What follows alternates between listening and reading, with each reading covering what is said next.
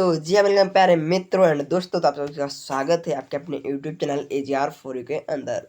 तो आज के मैं इस वीडियो में देखने वाले कक्षा 10वीं त्रैमासिक परीक्षा पेपर विषय हिंदी का पूर्णांक किस नंबर का रहेगा और समय आपको 2 घंटे 30 मिनट पेपर में आपके लिए देखने के लिए मिलेंगे। चलिए शुरू करते हैं आज का मैं इस वीडियो को बिना देरी के। अगर आपको सही विषय के पेपर चाहिए तो हमारे चैनल को सब्सक्राइब करना है, हमारे चैनल को सब्सक्राइब कर देना है और हमारे इस वीडियो को एक लाइक भी कर देना है जरूर से। चलिए शुरू करते हैं आज का मैं इस वीडियो को बिना देरी के। यहाँ पे सबसे पहले देखने मिलेगा सही प्रश्न हल करना अनिवार्य है। सही प्रश्नों के उत्तर आवृत्ति अंक उसके सामने दिए हैं, ठीक है। सही विकल्प चुनकर लिखिए, सही विकल्प चुनकर लिखिए। 6 नंबर में आएंगे आपके सही विकल्प। सूर्य के आराध्य हैं, ठीक है, सूर्य के आराध्य हैं श्री राम, नानक, श्री कृष्ण, शिव, ठीक है। सूर्य के आराध्य कौन है जी, बताइए। सूर्य के आराध्य हैं श्री कृष्ण, ठीक है। सूर्य के आराध्य कौन है जी, श्री कृष्ण जी है। चलिए अब आपका आता है क्वेश्चन नंबर सेकंड, ठीक है। क्वेश्चन सेकंड आता है यानी श्रृंगार रस का स्थायी भाव है, श्रृंगार रस का स्थायी भाव है शोक, निर्वेद, रति, घृणा। श्रृंगार का स्थायी भाव क्या है, रति है। श्रृंगार रस का स्थायी भाव क्या है, रति है। ये आपका आता ही है श्रृंगार रस वाला, ये रस तो आपको याद ही कर लेने हैं, ठीक है। चलिए फ्रेंड्स, दो छंद में मात्राएं होती हैं 15, 22 में 26, 24, ठीक है। दो छंद की मात्राएं आपको बतानी है। रस के अंग या अवयव माने गए हैं। रस कितने प्रकार के होते हैं आपको ये बताना है, ठीक है। 5, 6, 4, 7, ठीक है। 7 प्रकार के, सॉरी 4 प्रकार के होते। चलिए त्रिनेत्र में समास है द्वंद्व, तत्पुरुष, अव्ययीभाव, दिगु। त्रिनेत्र में समास है क्या है, दिगु समास। चलिए इसका सॉल्यूशन ये बताता जा रहा हूँ जितना मेरे से हो रहा है, ठीक है। सब बच्चों में ठीठ था, राजू, बेंजू, संजू, चीनू। चलिए फ्रेंड्स आगे क्वेश्चन देखते हैं। अब यहाँ पे रिक्त स्थानों की पूर्ति कीजिए, तो रिक्त स्थानों की पूर्ति कीजिए। प्रश्न दूसरा रहेगा आपका, रिक्त स्थानों की पूर्ति कीजिए।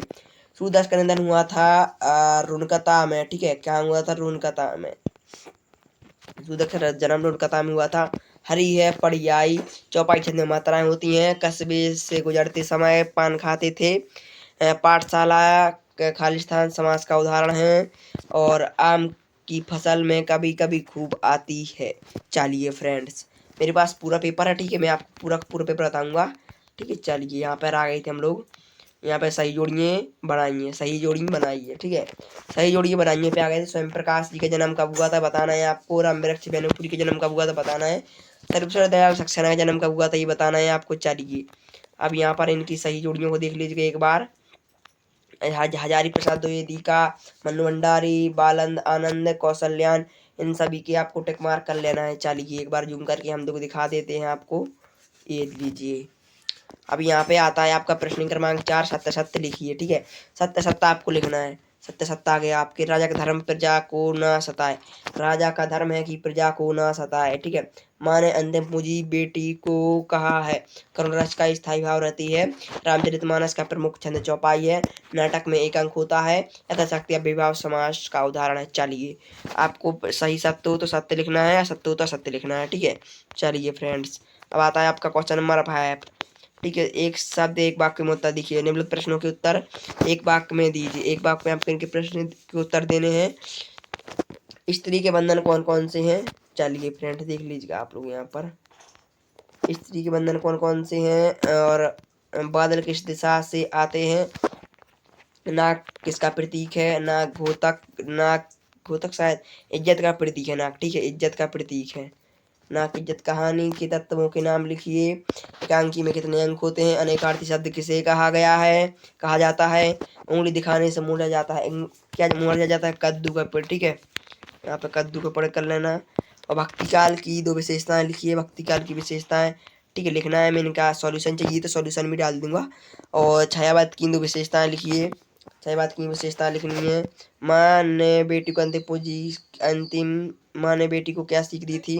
उद्धव की विवाह की तुलना किस किस से की गई है। अथवा में रहेगा आपका क्वेश्चन नंबर 7 के, ठीक है।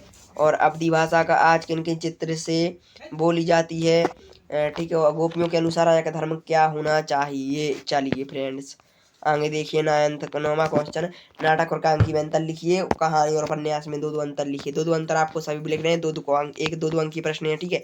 सभी में देखो 2-2 अंक की प्रश्न रहेंगे आपके सभी के सभी। ये निपात शब्द की परिभाषा उदाहरण सहित लिखिए। सूचना लेखन किसे कहते हैं ये लिखना है। पर आता है गीति का छंद और हरि गीति का छंद। ठीक है, यहाँ पे हरि गीति का हो जाएगा अथवा में। ठीक है, निम्नलिखित में से मुहावरों के अर्थ लिख के वाक्य में प्रयोग कीजिए। घी के दिए जलाना, कमर कसना। ठीक है, घी के दिए जलाना, कमर कसना। कमर कसना युद्ध के लिए तैयार होना, घी के दिए जलाना। ठीक है, आगे चलिए। बाल गोविंद अथवा में रहेगा बाल गोविंद भगत की मधुर गायन की विशेषता लिखिए। क्वेश्चन नंबर रहेगा 38 आपका। अब क्वेश्चन नंबर 38 भी आपको पढ़ के दिखा देता हूँ। निम्नलिखित में से किन्हीं दो समास का विग्रह कीजिए। ठीक है, यहाँ पर हो जाएगा राजभवन प्रतिदिन रात दिन। 2 नंबर का प्रश्न रहेगा आपका ये वाला भी। चलिए फ्रेंड्स, और किन्हीं दो कहानीकारों के नाम है उनकी दो कहानियों के नाम लिखिए। और यहाँ पे आ जाएगा 14 प्रश्न 40। रस की परिभाषा लिखते हुए रस के अंगों के नाम लिखिए। बी रस की परिभाषा लिखते हुए एक उदाहरण लिखिए। निम्नलिखित में से अशुद्ध वाक्य को शुद्ध कीजिए। श्री कृष्ण के अनेकों नाम। वह एक आंख से काना। चलिए फ्रेंड्स, अब आता है ये आपका अथवा वाला। निम्नलिखित में से वाक्यांशों के लिए एक शब्द लिखिए।